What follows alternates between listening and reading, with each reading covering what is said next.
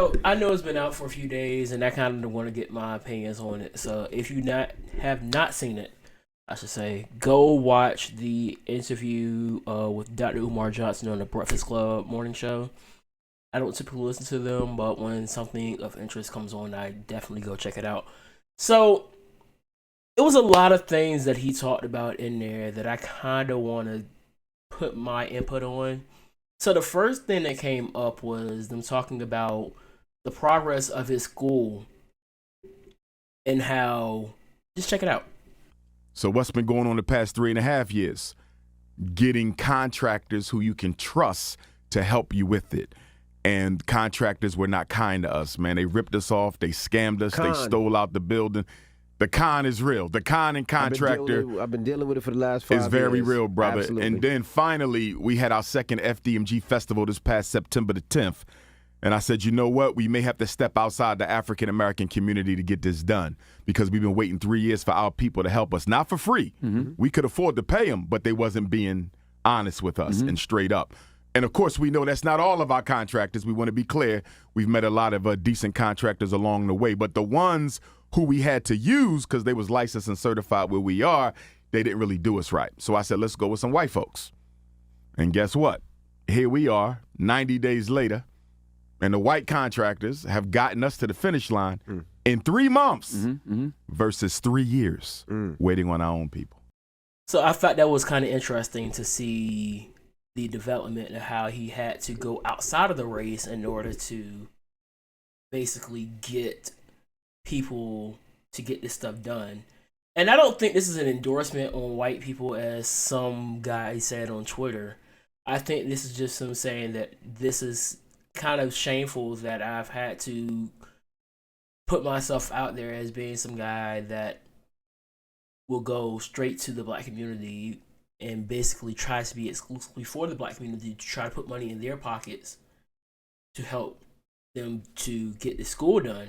And the black contractors that he used basically screwed him over. So the other thing that I thought was interesting was to talk about reparations. And anybody has heard about the reparations talk over the last few months or even years has seen the name Tariq Nasheed come around and Foundation of Black Americans and all this other stuff. But Umar had a different take compared to what you have heard from guys like Tariq. So check this out. I'm not hearing enough of the reparations talking heads discuss enough about the psychological damages. You know you can get far more from what you're owed psychologically than you can ever get for 243 years of unpaid labor on the plantation.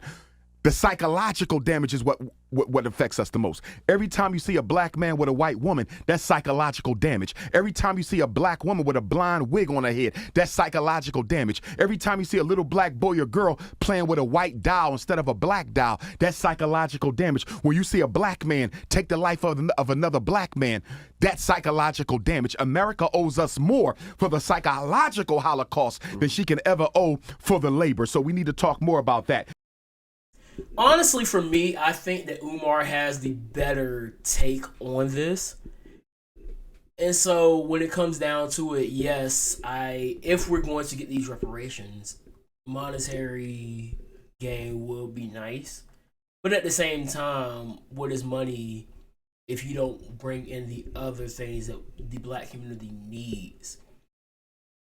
Psychologically, financially, emotionally, all these things. We have so many issues in our community that just dumping in money is not going to do anything, especially if they can lessen that value of the money that they've already given us. What's the point? And so then he gets on to the issues of the Ime Udoka. And this is starting to get where I'm a little bit not along with him, because he's saying that they were Holmes, I believe his last name is. And he's saying that they were, check it out for yourself. Okay. Ime Udoka and TJ Holmes. First of all, what they did was wrong. You had no business having relations with another man's wife if, in fact, those women were married. It's wrong. Husband, white, black, purple is wrong. Adultery is wrong. But it's even more wrong because you chose to go outside your community and do it. It's even more wrong because you chose to go into the white power structure and do it. They were not chastised because they committed adultery. Celebrities do it all the time. They were not chastised for that.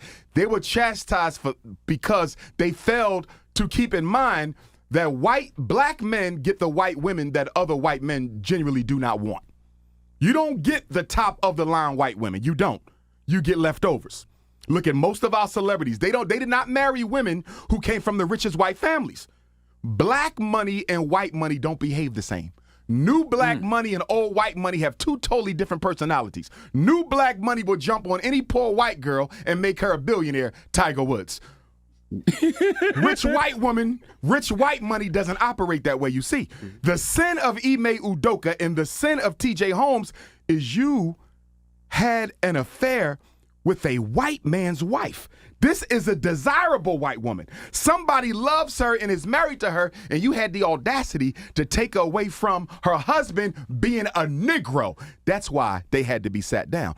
Now, I'm not 100% on the whole idea that they were punished because they were messing around with desirable white women.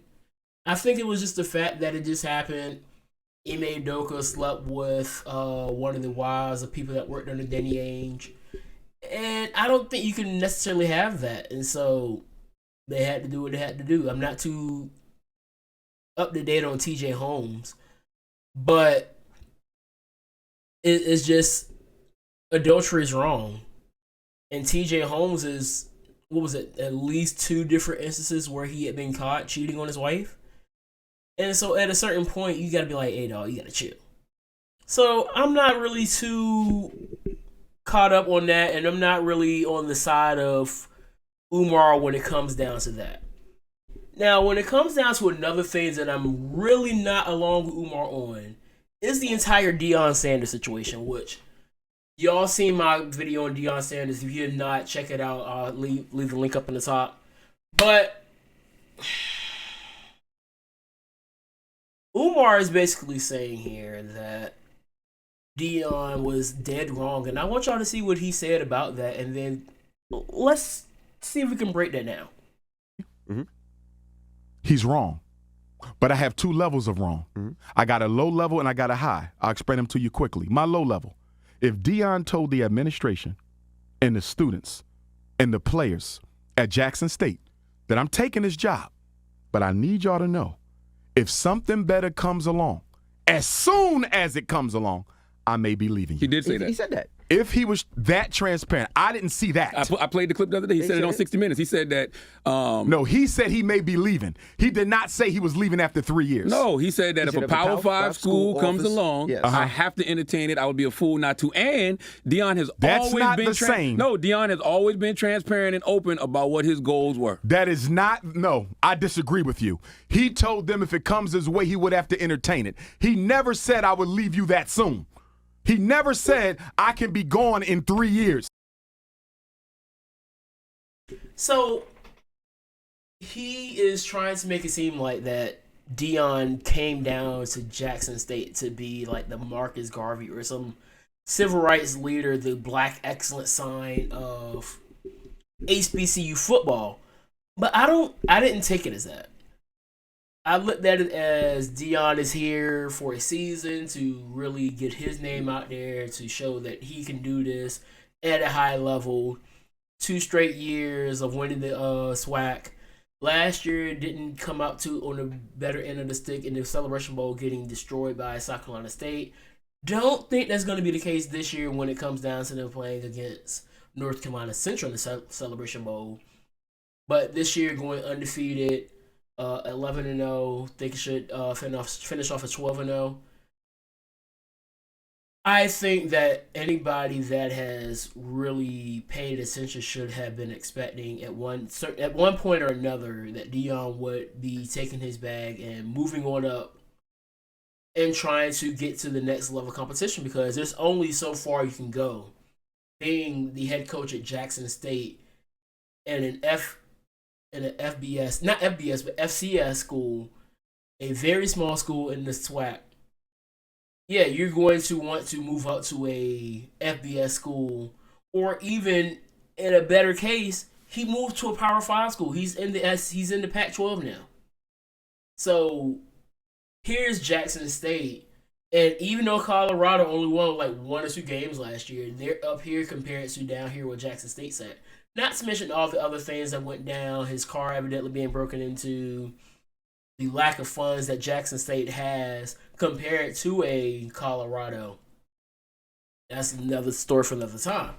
So I don't see why he was as upset. I mean, okay, I can understand being upset, but I think his reasons for being upset were more on he thought that this is what Deion was going to be, and he just thought wrong. And I think that's okay. Now, he brought up Ye, and I kind of want to get my thoughts on the whole Ye situation later on. Probably will put a video out on just my personal thoughts on Ye. But Charlemagne was going back and forth on how he didn't see how anybody could give any kind of credit to Ye, because Ye is, according to him, the most anti-black black man that he ever has met. Blase, blah, blah, blah. Umar is saying that he thinks Ye is just... Ye's agenda is to do what Ye feels is best for Ye. That's why he is doing the whole, I'm a Trump fan, now I'm running for president, now I'm going to hang out with this racist guy that nobody knew until like 2 weeks ago. And so I think I kind of do agree there and that's kind of the surface area that I kind of want to get to when I made that video regarding Ye. But all in all, this was a pretty good hour-long listen. Definitely, if you have that time, go check that out. Tell me what y'all think on that, because I really want to see how other people take it, because I'm here for all kinds of conversations, whether you agree with me or not. So check that out. Check the rest of my videos out. Check my podcast out. I will be up here tomorrow with Isaac, as well as Friday. Isaac will be here. Duke Loves Wrestling. My guy Duke from up north will be up here. We'll be talking about some of the greatest matches that we saw over the year and so much more. So peace, love, pop stars. Always really good reward. I'll see you on the other side. Motherfucker, I've been mortified, 45, feeling like a Mordecai. I ain't regular, feel like Jordan wearing 45. Traumatized, victimized, seen some of niggas die. Knock you off a base with a bat when them niggas slide. Homicide, genocide, televised, emphasize, perpetuating war to that nigga he gon'